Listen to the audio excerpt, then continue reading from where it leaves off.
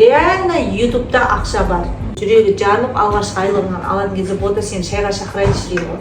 Ары қарай алып кетсе, вот результат болады, табысқа жетеді. Бір үлкен мұғалім келді, жаза береді, сұрай береді, бірақ неғылмады, сабырлықпен түсіндірдім. Майнсатса қосқан кезде жүрегі жарылып алғашқы айлығынан алған кезде бота сені шайға шақырайыншы дейді ғой. Просто сен рахмет айтып, сол кезде айтады, бота сенің мен табандылығыңның арқасында мен майнсатсаға шықтым дейді.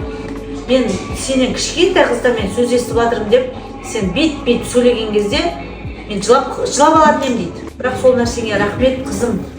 Қызы монтаждап береді екен, өзі салады. Мұғалім 60-тағы адамдар да істей береді.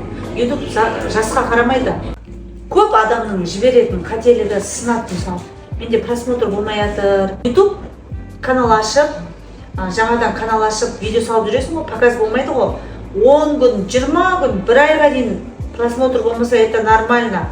Осыны көбісі түсінбейді, ой, құрсыншы деп тастап кетеді. Мен егер сол кезде менде де просмотр болмады деп тастап кеткенде, осындай мықты ютубер болмас едім. Бұл себеп ютубта реально ақша бар ма деп келетіндер бар. Доллармен төлейді. Әр просмотр үшін саған әр айдың 21 мен 26 аралығы төлеп отырады. Деген ютубтың бәрі бір. Тек налог толтырып қоясың, минимальный сумманы. Ертең өзі айлығың түсетін кезде өзі автоматом сол налогты толтырып қойсаң, аз налог ұстап, саған YouTube өзіне алып қалып, қалған ақшаны саған түсіреді.